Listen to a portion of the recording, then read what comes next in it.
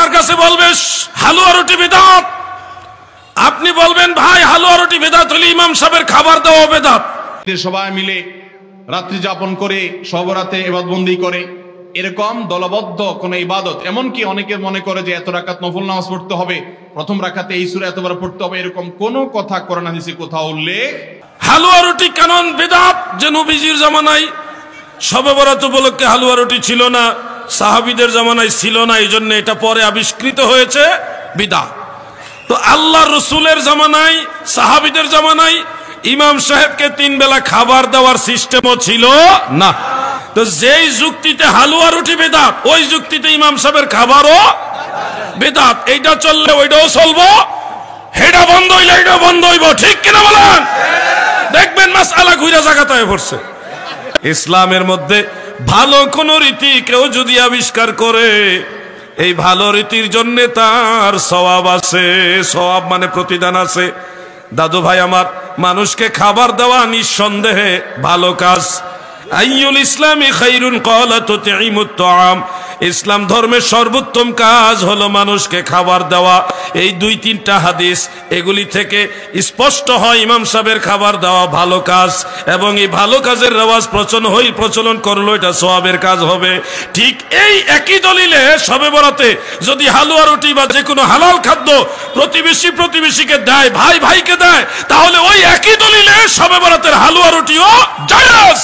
শবে বরাত আসলে মাগরিবের নামাজ পড়তাম মসজিদে যায়া, তারপরে জিকির আজকার ওয়াজ নসিহত, এশার নামাজ পড়তাম মসজিদে, তারপরে এশারের পরে আবার ওয়াজ শুনা, মিলাদ কিয়াম মুনাজাত, তারপরে সিন্নি খাইতাম তবরক খাইয়া, তারপরে মাইকের আওয়াজ দেখতাম কোন গ্রামে মাইক বাজতেছে, যেই গ্রামে মসজিদে মাইক চলতেছে আবার দৌড়াইয়া ওই মসজিদে যাইতাম, যাইয়া সেখানেও হুজুরের সাথে জিকির করছি, নামাজ পড়ছি, তারপরে মিলাদ কিয়াম হয়েছে, দোয়া হয়েছে, আবার সিন্নি দিছে, আবার খাইছি, ওখানে আবার কিছুক্ষণ জিকির করছি, হুজুরের সাথে ওয়াজ শুনছি, হুজুরের সাথে নামাজ পড়ছি, মিলাদ হয়েছে, কিয়াম হয়েছে, মুনাজাত হয়েছে, আবার সিন্নি খাইছি।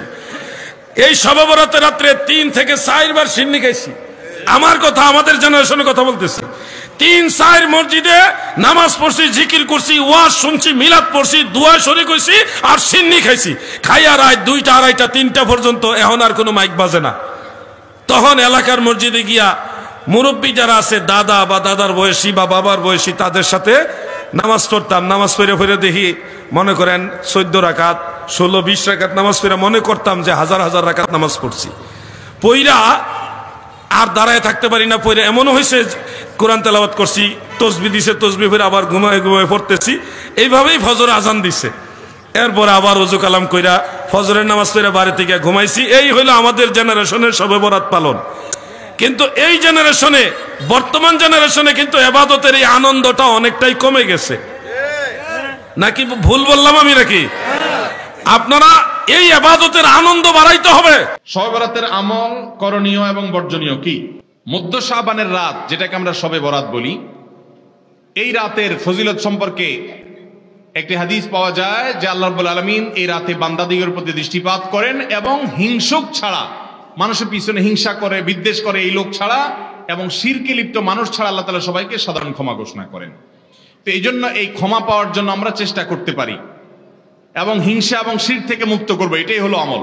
এর বাইরে কোনো আমল, বিশেষ করে আমরা যখন আমাদের দেশে দেখি দলবদ্ধভাবে মসজিদে সবাই মিলে রাত্রি যাপন করে সবরাতে ইবাদতবন্দি করে, এরকম দলবদ্ধ কোন ইবাদত, এমনকি অনেকে মনে করে যে এত রাকাত নফল নামাজ পড়তে হবে, প্রথম রাকাতে এই সূরা এতবার পড়তে হবে, এরকম কোন কথা কোরআন হাদিসে কোথাও উল্লেখ। আপনি অন্য 10টা রাতে ইবাদতবন্দির মতো এই রাতেও চাইলে নফল নামাজ পড়তে পারেন। আবার আইয়ামে বীজের রোজা, চন্দ্র মাসের 13, 14, 15 রোজা রাখছেন, সেই হিসাবে রোজা রাখতে পারেন। শাবান মাসে রোজা রাখেন, সেই হিসাবে রোজা রাখতে পারেন। এর বাইরে এই রাতকে কেন্দ্র করে আমরা অনেকে মনে করি এ রাতে ভাগ্য ঠিক হয়। শবে বরাতে মানুষ সবচেয়ে বেশি মসজিদে যায় আমাদের দেশে। এর কারণ কি বলেন তো? অন্য কোন রাতে মানুষ এত মসজিদে যায়? আজীবন জীবনে নামাজ এক ওয়াক্তও পড়ে না, ওই লোকও শবে বরাতে মসজিদে যায়।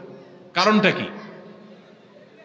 কারণ সে মনে করে যে এই রাতে আল্লাহ ভাগ্য নির্ধারণ করে, অতএব এই এক রাতে ইবাদত বন্দি করে আল্লাহর সাথে বাইল দিয়ে যদি সারা বছর ভাগ্যটা ভালো করে ফেলা যায়, মন্দ কি?